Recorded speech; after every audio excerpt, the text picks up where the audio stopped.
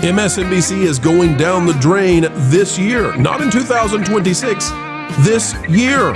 So much of the legacy media is falling apart. There's one holdout, and it's in the hands of Disney. Today we're talking about The View and why it may not be more than a few weeks away from being changed forever, just like an MSNBC gone away for good.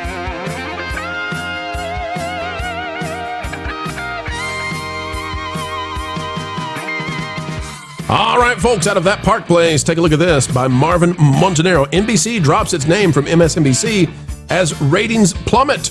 Network to become MS Now. Now, we've covered this a little bit, but we're going to tie this to, I guess, some of the last remaining holdouts in the legacy media that have not completely been wiped out. It says the longtime liberal cable channel MSNBC is about to undergo the biggest change in its nearly 3-decade history. According to a new report from CNBC, Comcast is spinning the network out into a separate company and rebranding it as MS Now, removing all connections to NBC and even ditching the famous peacock logo. AKA, NBC said, no. We don't want to be associated with you anymore. You're done. MSNBC launched in 1996 as a joint venture between NBC and Microsoft, with the name itself being a combination of the two brands. Microsoft eventually left the partnership, but the NBC name and its prestige remained tied to the cable channel. That's over. And it's happening later this year, folks. When they did this, by the way, when the corporate shuffle happened, when they decided to put all the crappy channels they don't want anymore under Versant, they said that there would be no name change. But that, well, you know how that went. There is a name change. And so this is over. MS Now is going to be, Layoff Central Station is what it's going to be in the very near future. And it has people wondering out loud, what's going to happen to The View? And why do people say that? Well, because we know what's going to happen with CNN. CNN's already been spun off by Warner Brothers. The View is basically MSNBC and CNN on network TV in the middle of the day, courtesy of Disney. And guess what? Ana Navarro, one of the co-hosts of The View, is out there spouting more nonsense. She is urging Gloria Gaynor to reject Trump's Kennedy Center honor. Now, who is that? Well, Greg Evans out of Deadline is going to tell us. Says Ana Navarro, the View co-host and CNN contributor, is urging I Will Survive singer Gloria to reject President Donald Trump's Kennedy Center honor. In an Instagram post this morning, a few days ago, Navarro wrote, a few years ago, I got to briefly meet Gloria Gaynor at a concert in Miami. She gifted me a keychain that belted out, I will survive. I will survive. When you pressed it. Let's just say during first Trump term, I pressed it till the batteries ran out. Yesterday, Trump announced he picked her to receive a Kennedy Center honor, which he plans to host. Now, the reason that somebody like Ana Navarro from The View, the reason she would do this is because she wants to put pressure that otherwise would not exist on Gloria not to go and accept a big award celebrating her success. So Ana is out there. Otherwise, Gloria doesn't have this headache. Ana has decided she's going to make this headache. And then whatever Gloria had already decided she was going to do, Ana gets to take credit with all of that around her liberal friends. Now, I want to show you this one last thing, and we're going to get the panel in on this. At Final Telegraph, which I don't know anything about the account, I thought this was interesting. Talking about The View being one of the last places that the legacy media is doing what they did do for a decade. It says propaganda is most effective when it's disguised as entertainment. The Romans had bread and circuses. The Soviets had Pravda. Modern America has a cackling panel of mid-morning harpies. The View isn't a talk show. It's a re-education camp for the low-information voter, a daily ritual of ideological poison designed to launder a particular political side's talking points and reinforce the prejudices of the coastal elite. It's not a hot topic. It's a slow-acting cultural neurotoxin. The threat is the toxicology report of the most poisonous show on television. The show's primary function is revealed in number 4. We won't go through it all, folks. I loved the summation of this. And then if you go down into it, it's really something. And the reason it's so great is because if you read through the thread, it goes on to talk about just how inane the conversations are on The View. And as I was looking at it, I thought, actually, this is so MSNBC-esque.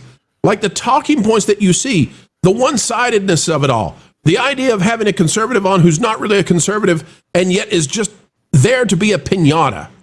All of it ought to make Disney say, you know what? With everything else collapsing, maybe it's time we collapse The View 2, or either that or reformatted it completely. Lou, I'll start with you. You know how the ratings work. Well, you know how the networks function. Why has Disney not yet pulled the plug, even as MSNBC has seen its electricity zapped out of it? Because they're making points with their friends, which is more important to them than money, apparently. We know that in all the other things they do. But I think it's interesting, this Sagazza Eterna, she said the Soviets had Pravda. In fact, the Soviets had two newspapers of record, Pravda and Izvestia. Pravda is Russian for truth, and Izvestia is Russian for news. And the standard saying inside the Soviet Union was, there's no truth in the news and there's no news in the truth. So if that doesn't define these shows, I don't know what does. They're not going to pull it until they absolutely have to. They just built them a brand new studio, didn't they? In the Bob Iger building. Right. Well, so that's also interesting. You know, MSNBC, now MS Now, is actually getting kicked out of their building. They cannot Yeah, they won't even exist inside the Rockefeller. So they're going to have to call in remotely, maybe. In their jammies. Yeah, as we said before.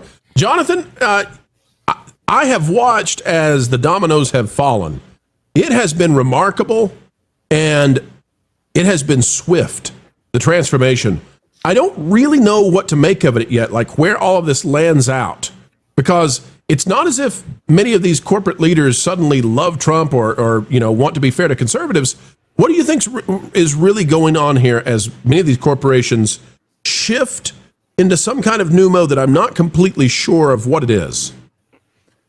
Well, I think that the shine of 2020, 2021, and everything that occurred during that, and the people that got into power because of that, right? That's gone, because it all comes down to the dollar. And if you're losing money, if you're losing viewers, and you're losing them to people like you, Pro, to live streamers day after day, where the amount of people watching going where they want to go rather than what they have to watch, I think it's just going to get worse and worse, right? How many of us actually watch TV on a daily basis? These ratings have to skew to a level that where the age is so much higher than the average daily viewer of YouTube, for instance, that I just don't see them.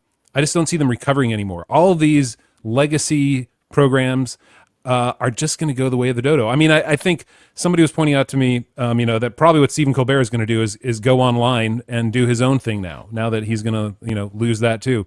But he won't make as much money because the money's going to be spread out everywhere.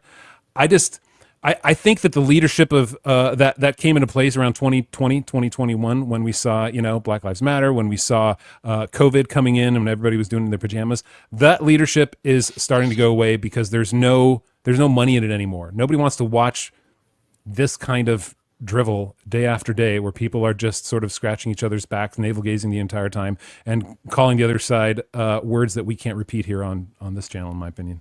No, that's very, very well said. And, The View likes to pretend, they like to preen and say that they are the #1 daytime news talk show on network TV, which is plenty of adjectives to narrow that down.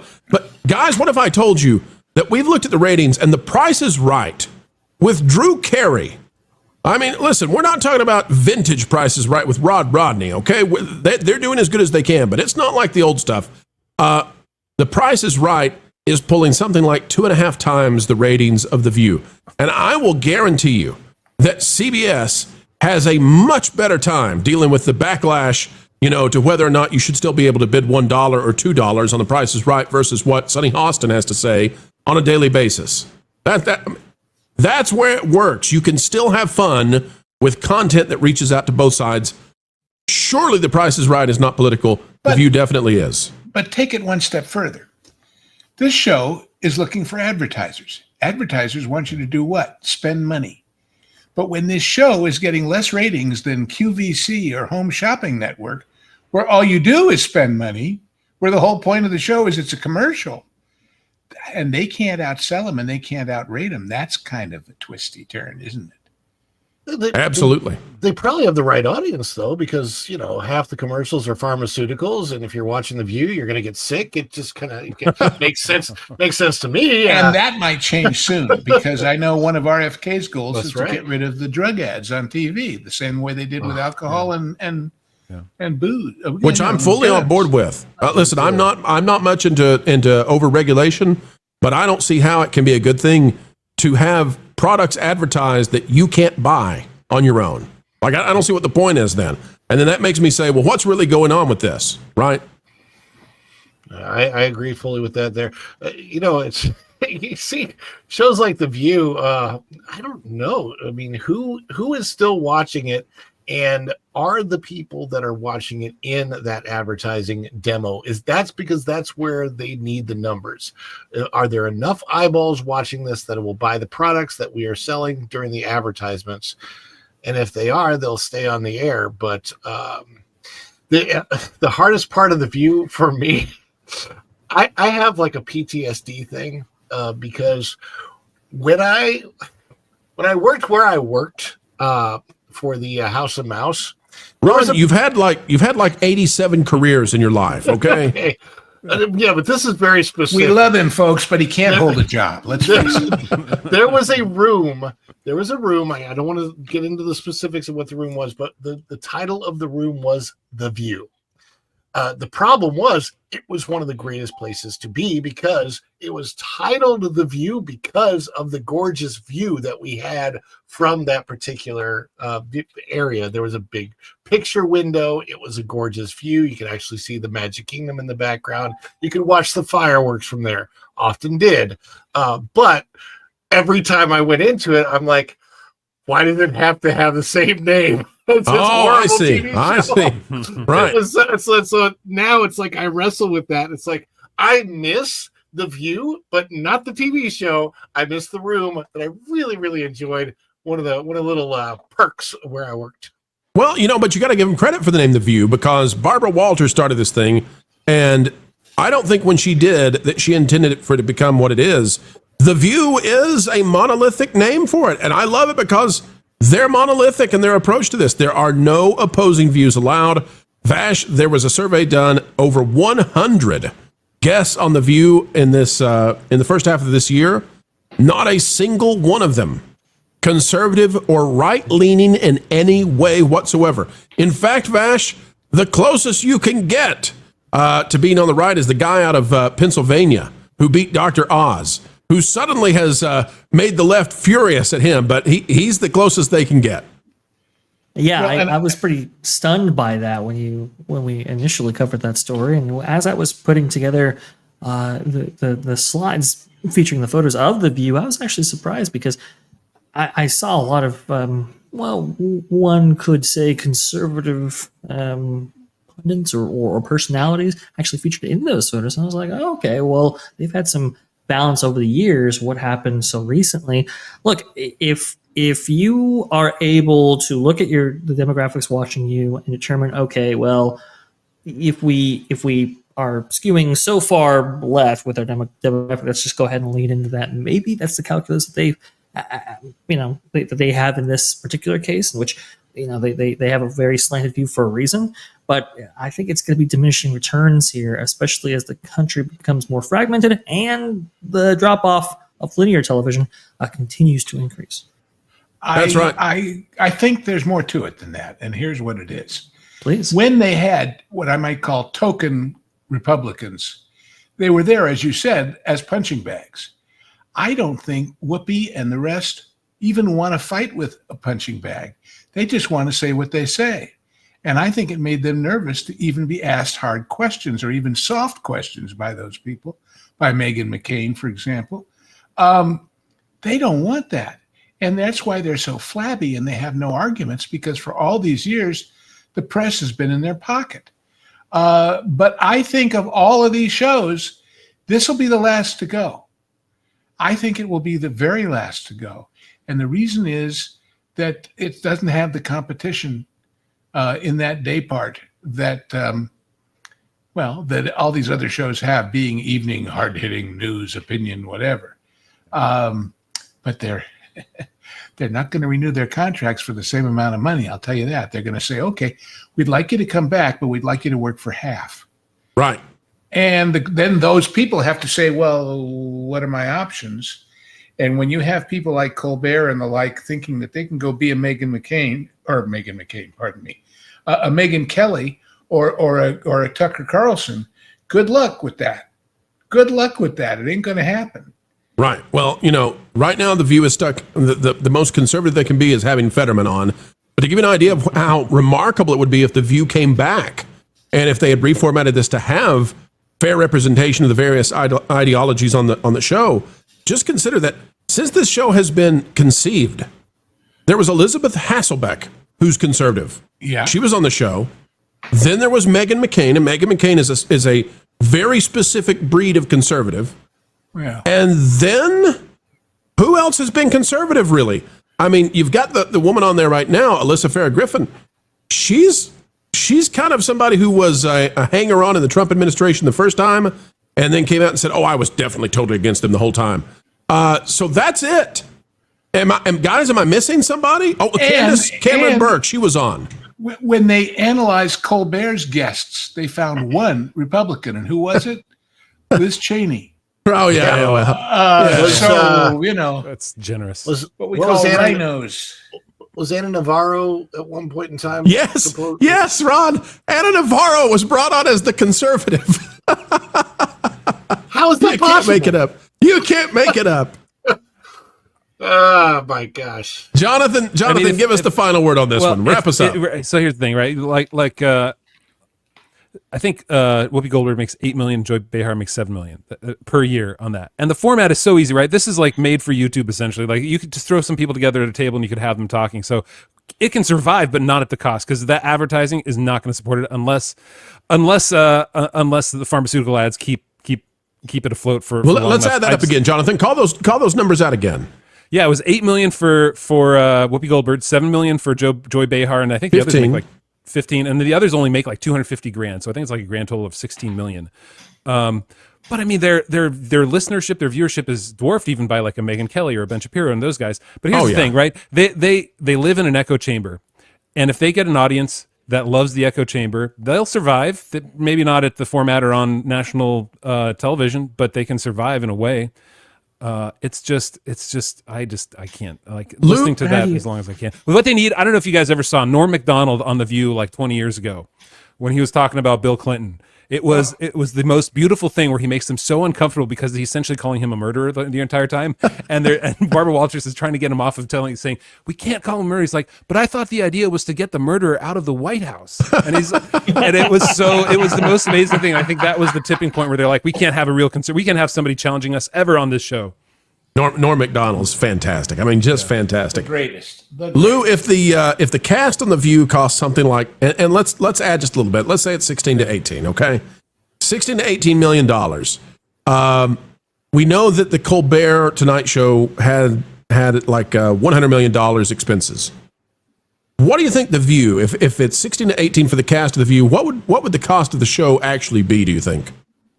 Higher than Colbert. No way. Yeah, because they're supporting more people. Yeah. See what I mean? Every one of those ladies has 2 or 3 assistants, and they've got that many more makeup people and that many more editors and but no writer's room. No writer's room. No writer's room. It's all a writer's room. It's obvious. But the point is, again, wait a minute. If you go to them, cards. If we were in the prime time of Star Trek Next Generation, you think they'd pay Whoopi $8 million to be Guinan? I don't think so. No. Where else have they got to go? Is the point. That's the thing, where else have they got to go? As you continue on, this legacy talent asks for more money every single year or every single contract negotiation, and then conversely, you have viewership probably declining only because people are tuning out TV more and more. So at some point, like Jonathan said, it's going to come to pass here, and I don't see this as a sustainable venture, especially in the age of YouTube, especially in the age of people getting together in online spaces and having conversations among themselves. I don't know how they can keep up, but we'll see. I saw a story that YouTube, this may have been a joke or they may have been serious, offered to host the Oscars instead of the main networks. Wow. So, when you think about it, that's not a totally ridiculous proposition. Well, so it would get better viewership. If it was live streamed on YouTube, it would get better 100%. viewership. 100%. In fact, I'll say this, not just YouTube, although YouTube is way bigger than Netflix. If it was on Netflix live, I think it'd get better viewership. That's where we are today. All right, folks, that's where we'll leave it for now, but we're watching The View. They've got a few weeks left before they've got to make a decision. Do they bring back the cast as they were? Do they make the Orange Man mad? Or do they do what they got to do to try to get in the good graces of the administration and get this ESPN NFL deal done? The MSNBC of network daytime television talk shows just might be going away. Oh. What are you doing? Well, you see, I wanted to get some inside scoops on Disney and their different corporations, if you know what I mean. So I figured by looking into this fistbowl and sucking it randomly with my own energy that I pay for, you paid for, I could do the whole experience where you can be a master and spy on your targets. You're an idiot. If you want to get the inside scoop on Disney or even other media organizations, you should check out thatparkplace.com and subscribe to WDW Pro's YouTube channel. That'd be way easier, more accurate, and less dumb. Are you saying I won't get accurate information this way? No, you can't. Who'd have think?